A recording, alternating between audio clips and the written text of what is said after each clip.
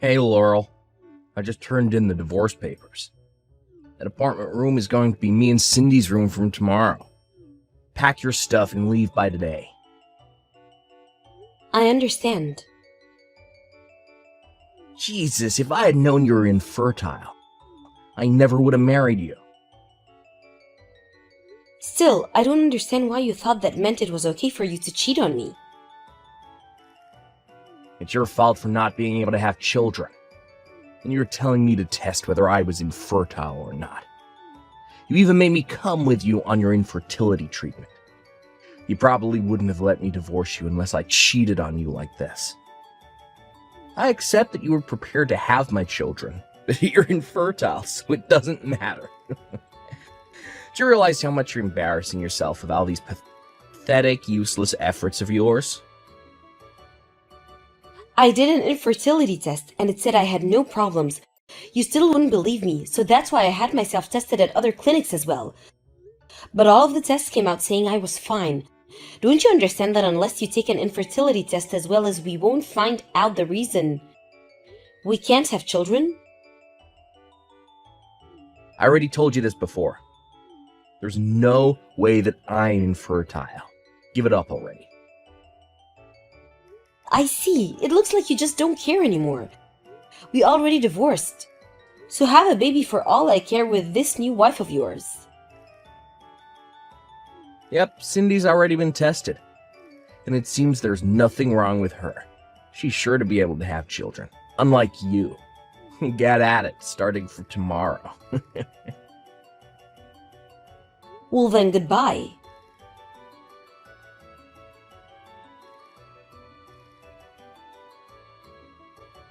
Hey, Laurel. Long time no see. It's been 3 years, right? Huh? Oh, I must have forgot to block you. Bye. Hold on, you're at the obstetrics and gynecology clinic, right?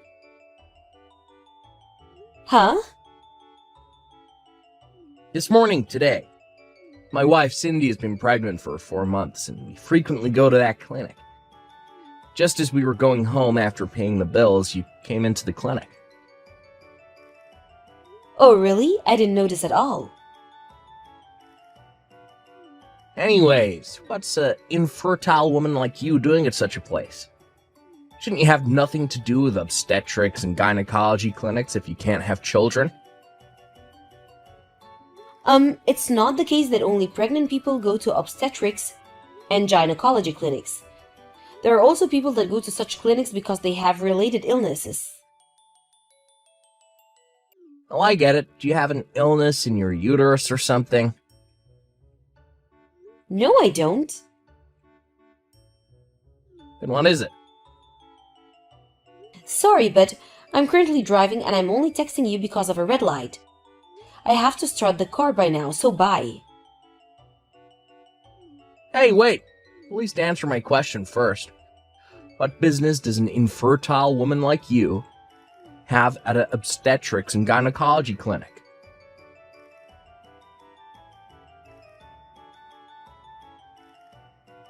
Hi. We saw each other again this morning, huh? Huh? We passed each other by at the clinic entrance, remember? You were there again? I didn't notice. If that last time wasn't the only time you visited the clinic, then that must mean you come here regularly. Kind of, yeah. That reminds me. I heard you got married with another man. How do you know about that? Found out as soon as it happened by asking a mutual acquaintance. You trying to treat your infertility or something? There's no use going to obstetrics and gynecology clinic if you can't have children, you know. Even if you weren't infertile. You're almost too old to have a child anyways. You're just wasting your money. I already had a baby. What? I found out as soon as I married my new husband. I went to the clinic the first time you passed me by to have my 1-month-old daughter checked up. Today we visited the pediatric clinic located in the same building for my 3-month-old daughter's checkup. Huh? You must be lying, right? Speaking of which, you say you already noticed me twice at the clinic, but didn't you notice my husband who was right next to me and the baby in his arms? What? My husband usually carries our daughter when the three of us go out. It was like that when we went to the clinic as well. But still, one would think that you would make a connection between me and the people standing right next to me. Is what you're saying true? That's the baby's not your husband's child from his previous marriage or something, right? Or maybe an adopted child. Nope, I'm pretty sure I gave birth to her. Then why didn't you get pregnant when I was with you? Why don't you think for yourself on that matter? All I can say is that I'm not infertile. You just didn't believe what I told you so many times before you got divorced. There's no way. This sounds ridiculous. But don't you think that me actually getting pregnant and having a baby is proof that I'm not infertile? It doesn't make any sense, because it can't be me who's infertile, because my wife Cindy is currently pregnant. There's no use telling me this. I don't know. My daughter started throwing a tantrum, so bye. Is that guy with the glasses your new husband? Huh? So he was carrying a baby. What you're saying was true. What? You were at the clinic again today? No. My office is near the clinic, and I can see the parking lot well from where I work. I thought that it was almost time for your daughter's 6-month checkup, so I was making sure to keep an eye out. That's when I saw you and a man carrying a baby out of a car together. The two of you looking so happy side by side. Is it fine now that you believe what I told you? What? You wanted to see with your own eyes because you were wondering whether I was actually infertile or not, right? Now that you got what you wanted, will you leave me alone now? Don't contact me again.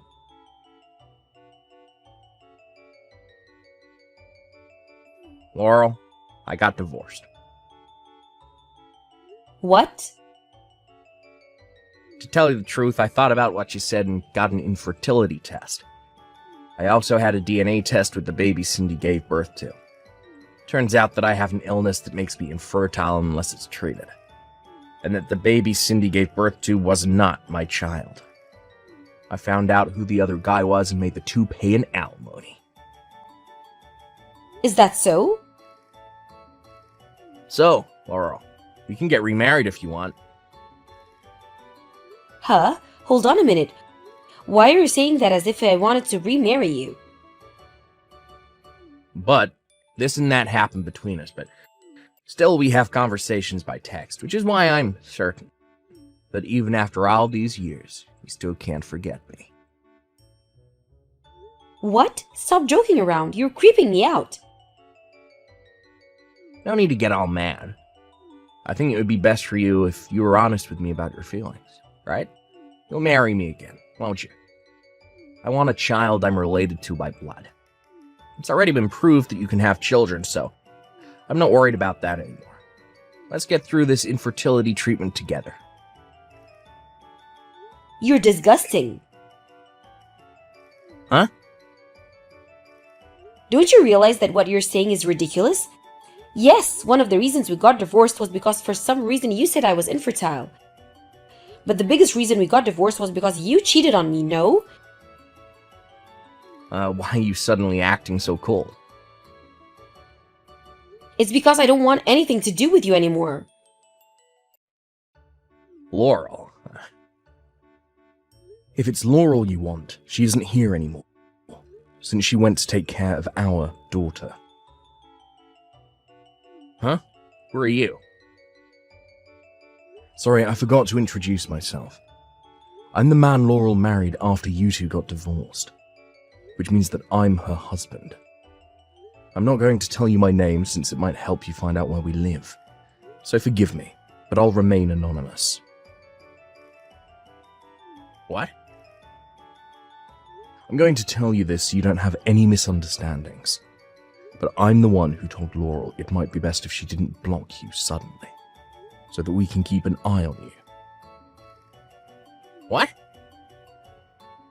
I thought that it might be dangerous if we completely cut contact with you, since it seems that we've passed each other by a few times at the clinic. By the way, I was sitting next to my wife when you two were having a conversation by text. Which means that I know everything you two were talking about, I'm afraid. Seriously, and to think I was careful to text her only on weekend afternoons, since I knew she got married again. Oh, so that means that you didn't want to bother me with your texts. But I work from home, and am at home most of the time, so I can come to my wife whenever she needs my help. What? Are you serious? Sorry, I guess. Well, that's the situation. I've no intention of handing over my wife, who I love so much, to cheating scum like you. Give me Laurel. Please just give it up already. Laurel, you're reading this right. I'm begging you, remarry me. For some reason, it looks like I've gotten divorced a second time, which means that it's going to be really difficult for me to find another wife. If only you forgave me and said that you wanted to have my children, this time, for sure, I'll make you happy. And I want to be happy as well, so please. Hey, will you cut it out already? Huh? I'm not going to let you get in contact with Laurel ever again. You were still at the phone? Of course I was. There's no way I'm going to show Laurel such a disgusting piece of text. Disgusting, you said. Huh, fine then. You know I work nearby to the clinic Laurel usually goes to.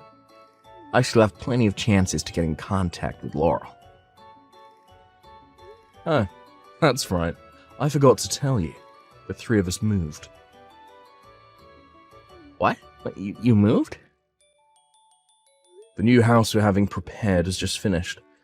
So we're going to be moving there, which means that we're going to be changing clinics to somewhere near the new house. What did you say? There's one more thing I want to tell you. Laurel's parents have also moved. What? The people who now live at their old house are complete strangers, so don't you get any ideas. I'm telling you this so you don't try and barge into their house out of desperation and cause everyone trouble. Hold on. If that's the case, then what am I going to do from now? I'm going to be blocking, then deleting your account from Laurel's smartphone. Huh? This means that we're truly going to be rid of you. Hold on. Goodbye, then.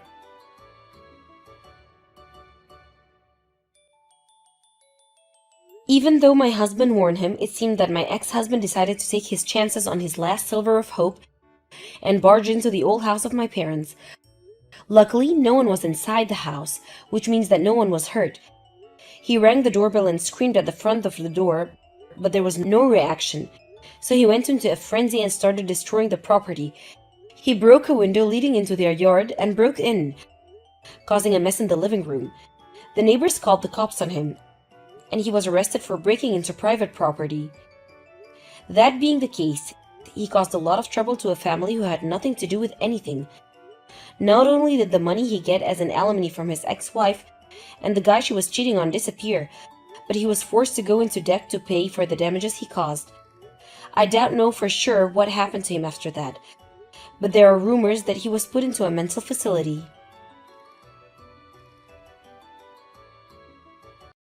Hi, Mrs. Anderson. It's almost summer vacation, huh? Is it true that you're already going to go to the beach this weekend? What? Oh, good evening, Mrs. Kane. My daughter Kara said that your daughter Angela told her about it at kindergarten. Oh, did Angela say something about it? So what beach are you going to be going to? It's not like we're going anywhere far. You know that our house is built on an elevation near the coast, right? We just talked about going to the beach that's a 15 minutes walk from where we live at a dinner. But it looks like a typhoon is nearing, so it's more than likely to be cancelled. Oh, is that so? Well, I guess that means that it'll be easier for me to ask you a favor. What are you talking about? Will you bring my daughter Kara to the beach with you? There's something I have to take care of the weekend. What? Sorry, but I can't. We haven't decided on our plans yet, and it's all up to the weather whether we're going to the beach or not. I feel a bit resistant to taking custody of another person's child in such a situation, and I can't guarantee your daughter's safety either. But I'm sure Kara will have so much fun if she's with you and Angela. I said I can do it for you.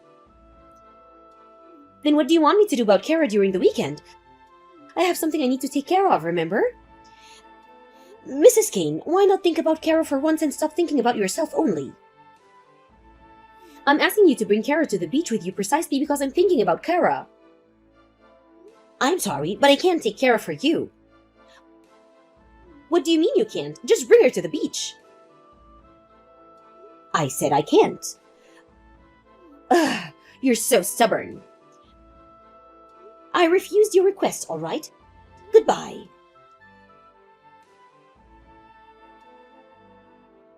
Do you have some time, Jason? You're in the train on your way home from work, right? Oh, hey, Rena. You should probably take a different path on your way home. Why? It seems that Mrs. Kane found out about our plans to go to the beach this weekend. She's asking me really stubbornly to bring her daughter Kara with us because she has to take care of something. Seriously? Mrs. Kane's house is between the station and our home, so you should go by a different route than usual and avoid her house, just in case. Got it. But still, that person never gets tired of this, huh? Even after it's become a problem how she keeps asking for other mothers at the kindergarten to take care of her daughter for her. Apparently, she's a single mother now since her husband divorced her because she cheated on him. Couldn't she have give her husband custody over their child if this was what's going on? She keeps talking about how she can't take care of her anyways. Truly, there are even some people that are saying they should report her to the Children's Welfare Center. I see. Anyways, I'm definitely going to take a different route now. Take care on your way home. Yep, thanks.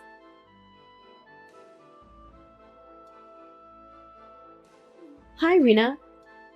It looks like our plans for the beach are going to have to be cancelled. Oh, I guessed as much. The typhoon is going to be hitting at noon on Saturday, right? There's something else I wanted to tell you.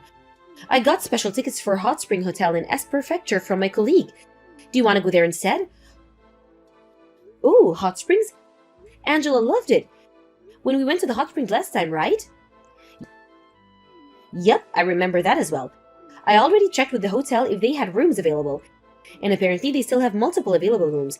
I think we can get a reservation if we book right now. We'll have to leave early to catch the train first thing in the morning. But the typhoon isn't going to be a problem in S Prefecture. I just asked Angela and she said she wanted to go. If that's the case, then I see no reason to object. Alright, I'll get the reservations right now. Yep, thanks.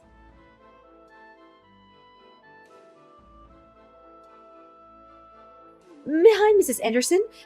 Thanks for taking my daughter Kara to the beach. Taking care of a child is such a pain in the ass, so I'm so glad you're taking care of her for the whole day. What? Mrs. Kane? And you know what? The typhoon's already come, so we can't go outside. So take care of her until tomorrow morning, okay? What do you mean? The beach has been closed because of the typhoon. We aren't at the beach. And your daughter Kara isn't with us. What? Oh, you drop her off at our house? I'm saying that Kara wasn't with us from the beginning. Huh? I haven't seen her even today. Don't be silly. You were going to go to the beach today with Kara, aren't you? I found out in advance which beach your family was going to go to, so I dropped Kara off there with her swimming suit and a floaty, telling her to wait until Angela's family comes so she can play with you guys. You what? You should have met her at the beach, no? What are you thinking, Mrs. Kane? Why did you just drop your daughter off the beach knowing a typhoon was going to come? But there was something I needed to take care of. Kara just said she understood, and I thought you were just waiting for her at the beach. Didn't I already tell you that the beach is closed because of the typhoon? It's closed? The waves are tall because of the typhoon, which means that it's dangerous to go to the ocean. What do you mean? There was an emergency alert sent to our phones yesterday and this morning as well. Didn't you notice? I don't know anything about it. Besides, if you knew a typhoon was going to come, then couldn't you have guessed that going into an ocean was dangerous? Where's Kara? How should I know? I said I didn't even see her today, right? Stop texting me and hurry up and find your daughter. Huh? I'm busy right now. You go and find her, Mrs. Anderson. If your plans to go to the beach were cancelled, then that must mean that you're just lying around in your home, right? We're currently in S Prefecture. What? We just happened by chance to get special tickets to a hot spring hotel in S Prefecture. And since the typhoon wouldn't affect us here, we changed our plans of going to the beach and went to the hot springs instead. That means that you have no idea where Kara is. That's why I told you to stop texting me and find your daughter. Call the police immediately. You do it, Mrs. Anderson. Huh? I'm out having fun today, which means I can't just go home. We can't come home either, you know. Even if we took a train right now, we wouldn't be able to catch the last train going home at this point. But if I call the police, it will seem like I did something wrong, and I don't want that. Huh? What are you saying? It's your own daughter, right? It's your responsibility, Mrs. Anderson. I told you to take care of Kara today, right? Didn't I tell you I wouldn't do such a thing? Ugh! It seems it's no use talking to you, so I'll just take care of it myself. I'm going to ask my husband to contact the police there. You should have done that from the start. You're such a hassle. You're unfit to be a mother, Mrs. Kane. What? I feel so bad for Kara having to have a mother like this. Rude. You're the one who's rude. Bye then.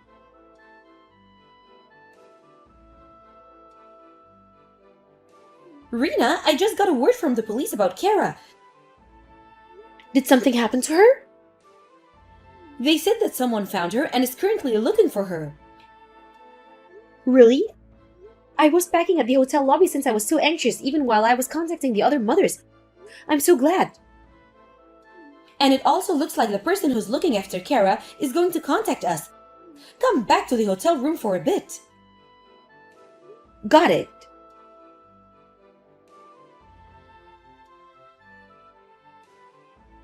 Mrs. Kane, Kara was found. She's safe. What? Really? I'm so glad. I'll be over right away and pick her up. Hold on. We can give Kara back to you. Huh? What do you mean by that? First, I'll explain to you what your daughter Kara went through today. It seems Kara knew that the beach was closed, but she also knew that you were going to leave, and decided that it was no use going home, since she wouldn't be able to get in. Apparently, they found her trying to go to your ex-husband, Mr. Smith's office. What? Why? Apparently, Kara remembered the name of the company of her father worked at. While she was headed to the office, she was seen by a police officer walking around on her own in a large street. Apparently, she told the police officer the name of her father's company, and the police officer was kind enough to take her there. I just got a message from Mr. Smith earlier, saying that was how he was able to reunite with his daughter. Is that so? That being the case, Kara is now at Mr. Smith's house. Wait, hold on. Smith is my ex-husband. You can't just hand Kara over to him. Don't you think that it could have been avoided given the situation? Besides, Kara is the daughter as well, right? But I'm the one who took custody of Kara.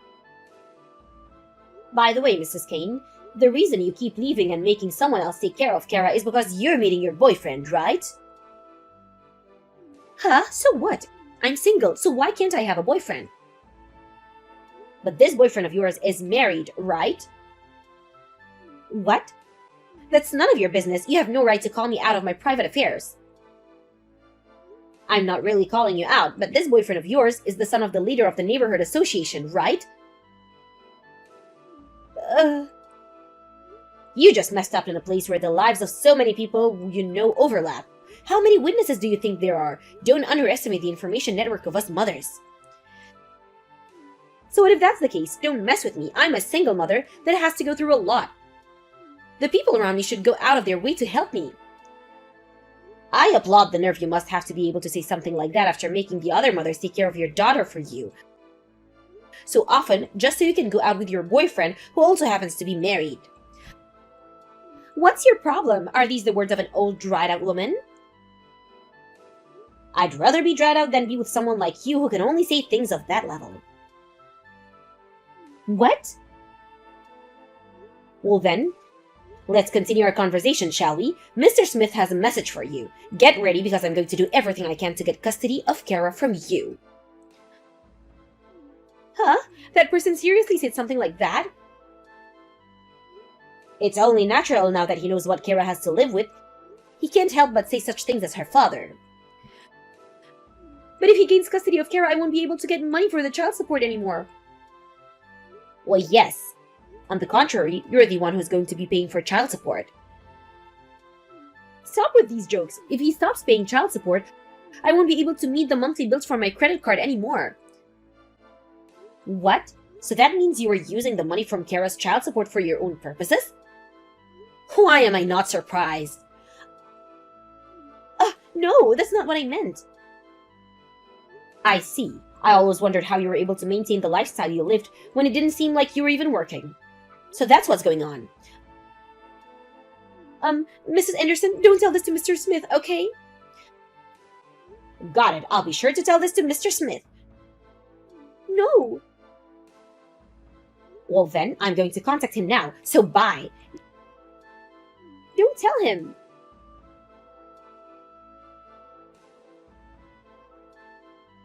After the incident, Mr. Smith was able to get custody of Kara. Apparently, Mrs. Anderson was determined not to give custody of Kara to him no matter what. But thanks to a pile of evidence from the other mothers that were worried about Kara's situation, that she was making them take care of her daughter for her, and some additional evidence from Mr. Smith, he was able to successfully get custody of Kara. That being said, we no longer have to worry about Kara's well-being, it seems. Mrs. Anderson, on the other hand, due to the incident, everyone found out that she was going out with the son of the leader of the neighborhood association, and she was again forced to pay an alimony. It seems her boyfriend, for one reason or another, couldn't just divorce his wife, so they agreed to stay together and work things out. Mrs. Anderson now has no one to rely on, since even her parents had already cut ties with her. Now she spends every day doing non-stop physical labor, so that she can pay off the money she needs to pay.